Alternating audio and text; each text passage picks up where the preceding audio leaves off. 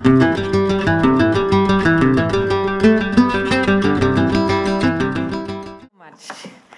all the panelists, you can have a seat now. So I have tons of questions and comments, and my head is full of all these remarkable talks. But I would rather start with you as the audience. Do you have remarks, questions to our wonderful panel? Yes, please. And stand up and say your name and where you come from, just to have a little connection. Good morning, my name is Simone, I'm from Hamburg. I'd like to ask Peter,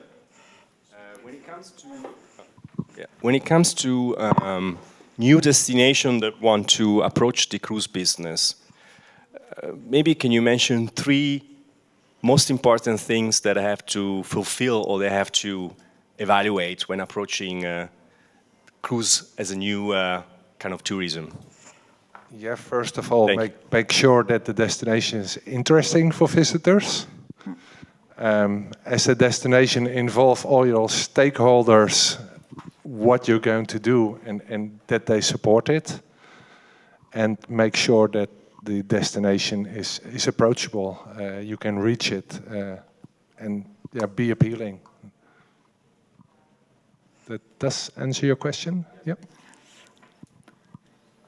Anybody else?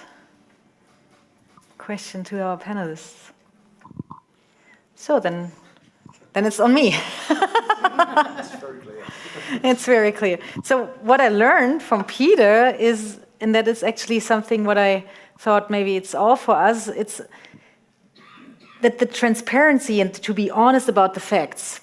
This is what I really learned, because usually the media is bashing about the cruise. This is what we have in the Alpine region as well, like the cable cars and the mountain snowmaking machines. This is bad, and this is the bad tourism, and this.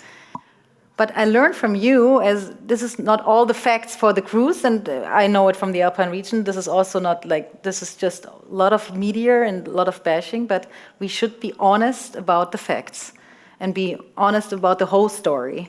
And do you see that the crews are doing that and being really honest and say, okay, we are bad here, but we are improving there? And is there a continuous learning also with the media? Yeah, you're exactly on the dot.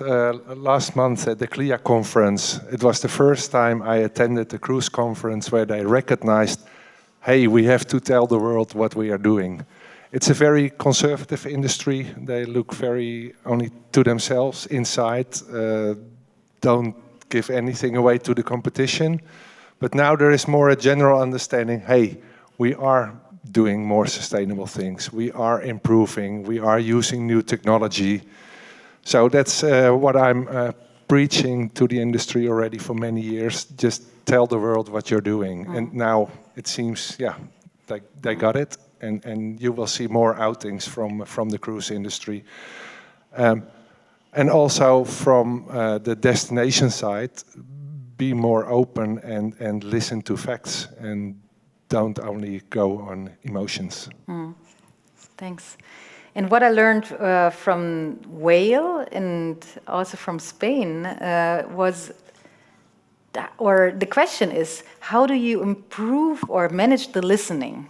The listening as you were both now really for the community building and the stewardship report, and how, first the question is, how do you choose your stakeholders?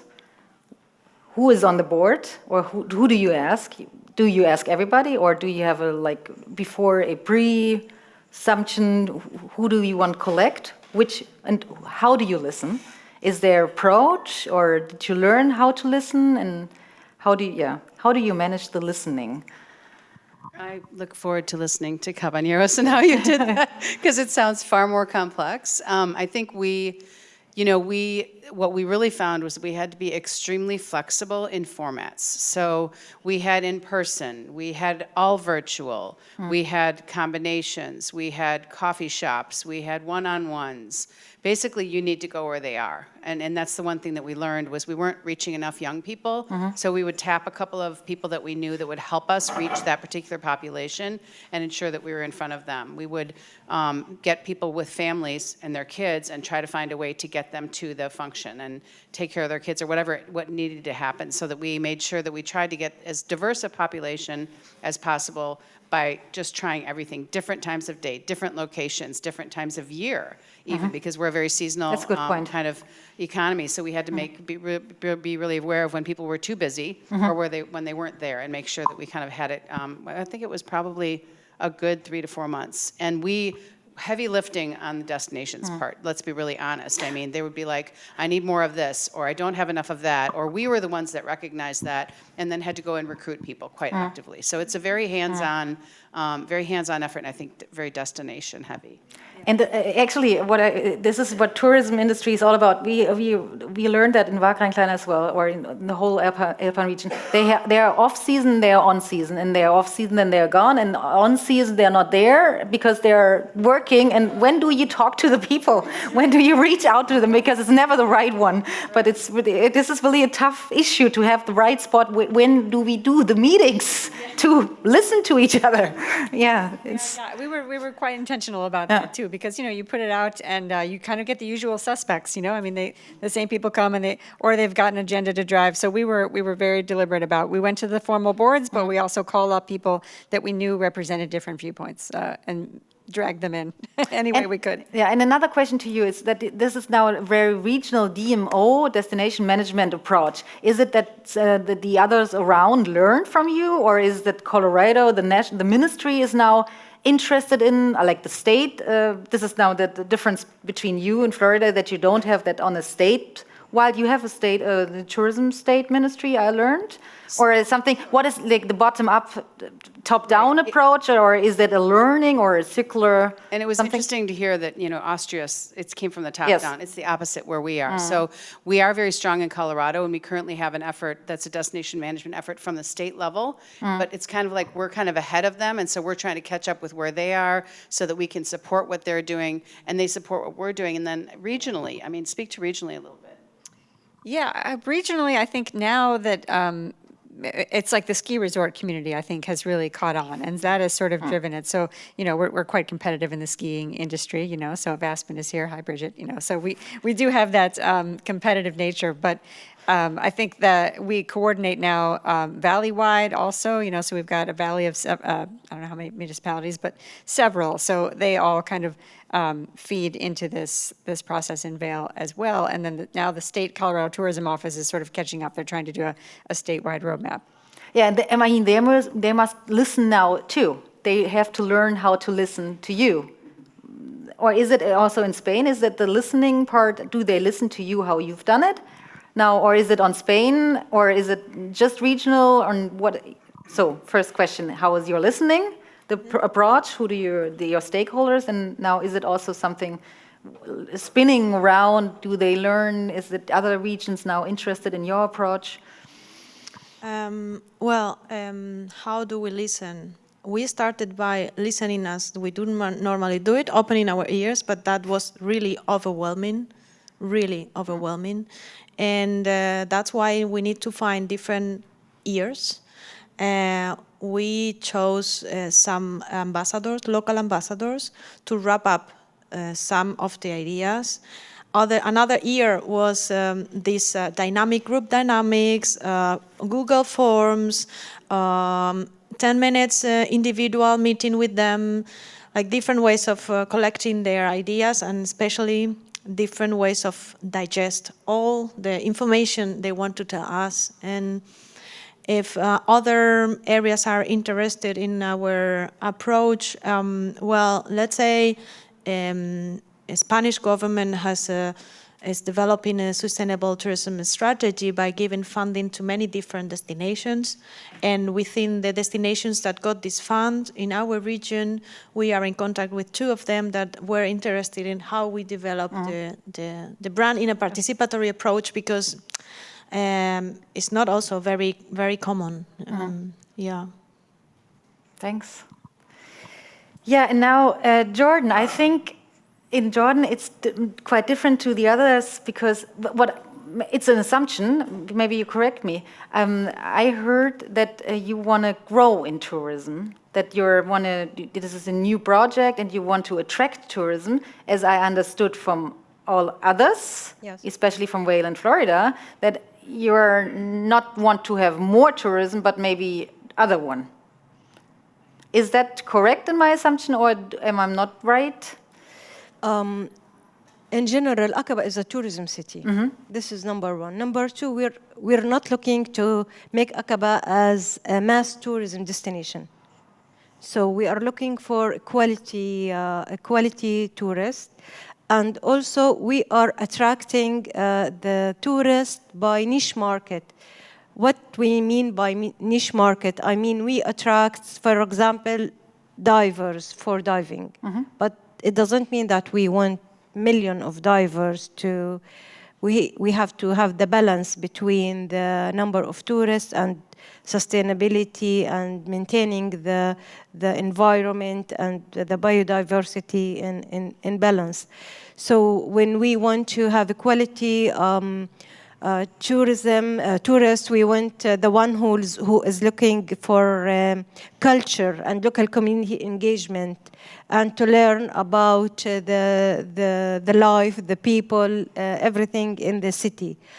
So we are trying to target and tackle the quality tourists, and also the activity, to put the activity on the number one as a selection for the tourist.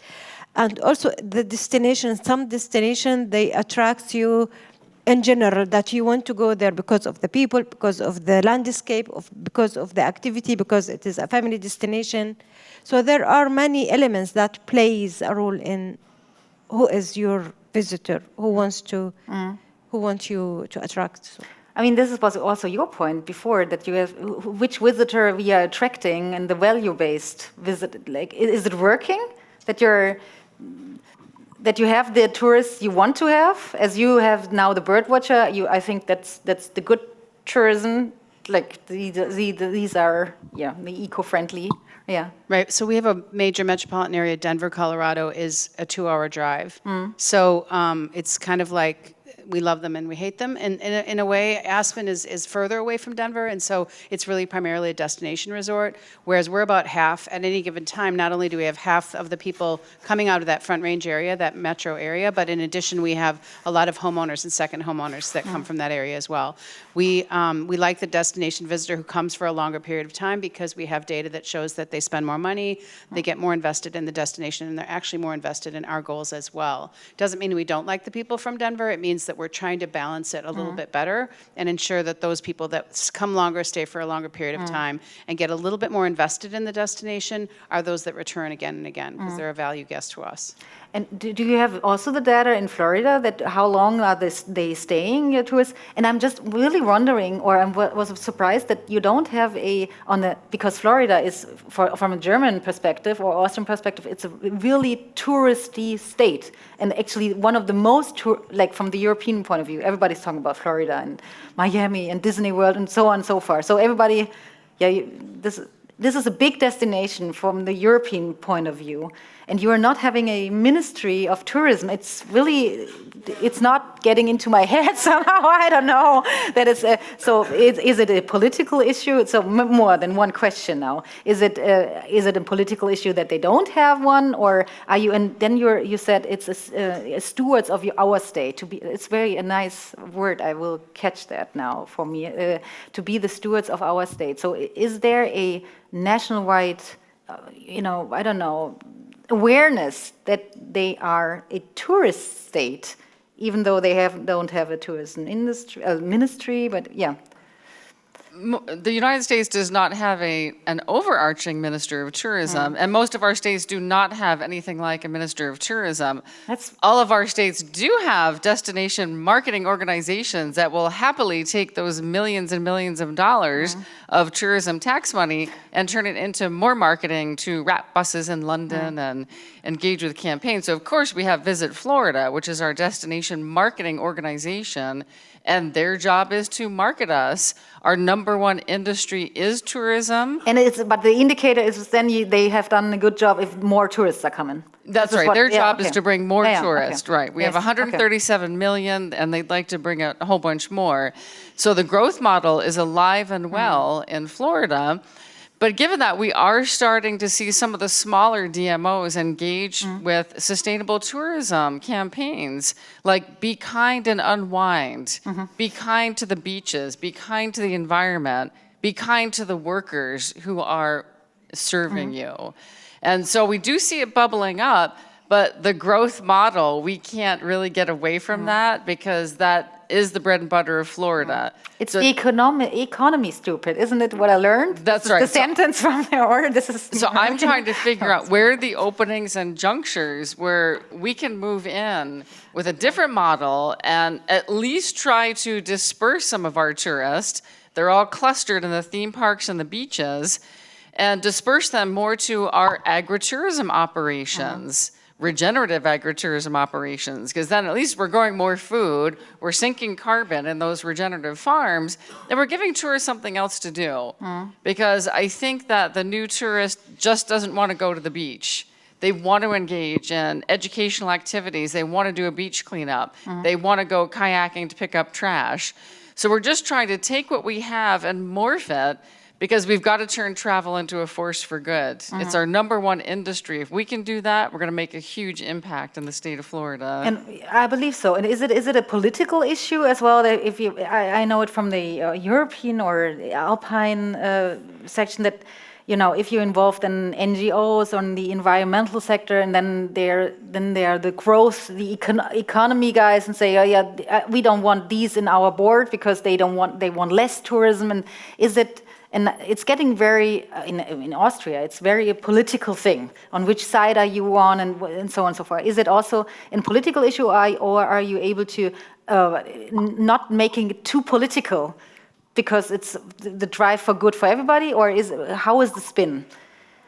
Let's see, I have two colleagues from Florida in the audience. What shall I tell them about the politics of Florida?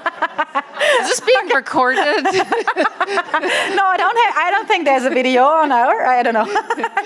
Is the Q&A just on the main stage? Yeah, so the many politics in Florida. The NAACP, which is our organization that promotes African American history and rights, just branded Florida as a destination not to go to. Oh, is it? So we have a lot of political issues in the state of Florida, and it makes it very challenging to create this paradigm which is embraced so much more in these wonderful European countries. People in the US do not know what the Sustainable Development Goals are. People in Florida do not know what those are. When I say SDGs, they're like, oh, STDs? We don't want those. Okay. So this is what we're facing in Florida.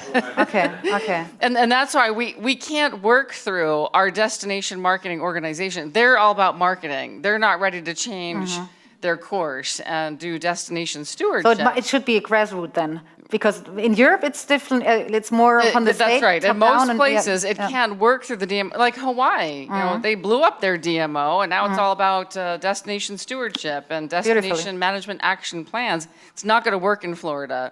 That's why we're going to try to leverage the nonprofit organization, Keep Florida Beautiful, that has 50 affiliates that go from the top to the bottom of the state. They've already been cleaning up our environment for decades, so it seems logical that they would be the ones to engage with this model and host our Destination Stewardship Council, which will end up having members from Visit Florida, but Visit Florida is not going to lead these efforts. The governor's office is not going to lead these efforts. So interestingly, this sprang from academia and then has engaged other stakeholders, smaller DMOs, nonprofit organizations, the Florida Department of Environmental Protection. So it's just a little bit of a different pathway, but it is about the circles and keeping, you know, and layering those circles until we get enough people to really leverage what we can do in the state of Florida. We're not even at the point of having listening sessions with local. We have to first get organized and then use our partners to do that kind of work. So we have a lot ahead of us. Yeah, super. Thanks. So the time is, we are right before lunch. To wrap it up shortly, for me personally, I'm really stunned by so many different perspectives and levels where the action is going to be, and how it's depending on the national or regional level or grassroots level or the academia, and so many different approaches, and everybody is working on the level and have that leverage on their stage. And I'm positive, even though it's difficult. But this is great what you have done so far, and yeah, happy. Yes, please. Yes. As an audience, yes. I want to ask in terms of cruise industry, how we can link sustainability with tourism, with the cruise industry. Is there any certification for the cruise itself? I mean, in general, or the port itself, and for the waste management and everything related to the sustainable tourism and for the cruise and the carbon also. Yeah, that's a very good question. In river cruise, there is a organization, Green Award, and already many ports in Europe only allow Green Award certified ships to come into the city center. For ocean, there are no regulations yet. Well, there are, but not in a certified form. For ports, I recently had a discussion with Albert and with Cruise Europe, which representing 140 ports in Europe. If we can make criteria together, not only as a tourism destination, but also the technical part of ports. There is an organization who does certify the technical parts of ports. But now we're trying to combine those two and make one port certification. For the excursion side, I was in a work group with Travel Life, a European project, Sustour, where we tried to develop criteria to certify the excursions, but that's still a work in progress. Super, thanks. So Yes. very quickly, can't we just use the same? A cruise ship is like a hotel. Can't we just use the same criteria that we use for hotels in order to make the ship greener, plus, of course, the emissions factor, MARPOL regulations, etc.? Yeah, but it's so much more than just a hotel. So you have also, let's say, a nautical part and a hotel part. And for the hotel part, yes, you can. But it's a whole chain of supplies as well, and it's way more complex than just being a floating hotel. Like a floating town. It's a town. Yes, there are the biggest ships nowadays carry 5,000 passengers plus 3,000 crew. Whole whale. Yes, That's whole true. whale in one ship. Floating destination certification. Well, GST's working on it actually. Yes. In COVID time, you had the so-called cruises to nowhere. That's the most sustainable way because you only embark guests. They are 7 days in the middle of the ocean, and they come back and leave the ship again. How sustainable can it be?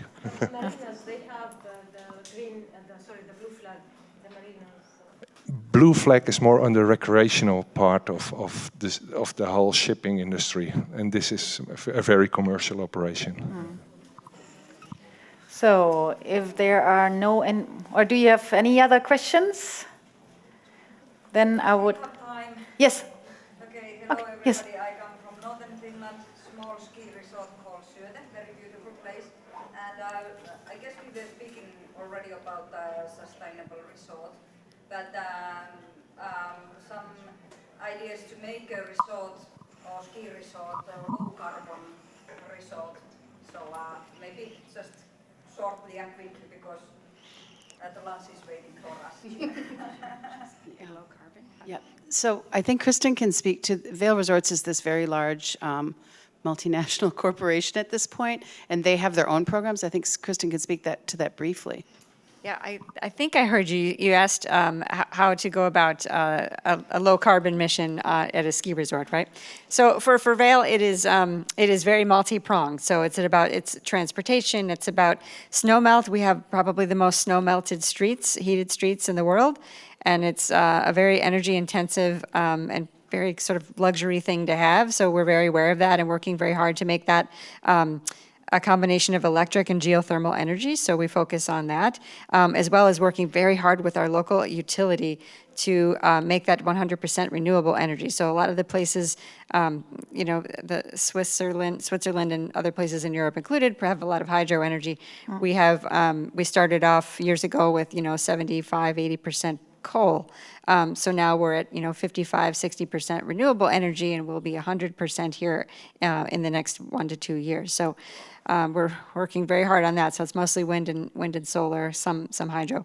And then we focus on transportation and mobility. We track our carbon emissions. We have wonderful staff that focuses on this from all ends. Waste, we've also got a local climate action collaborative that kind of has working groups to focus on all of these things. So we can talk more about that at the break, but it's certainly a multifaceted effort. Electrification of buses, all the things, right? So, yeah. So, any other questions? If not, I would say lunch is waiting, and we are here for other conversations. Just be free and talk to us. Thank you.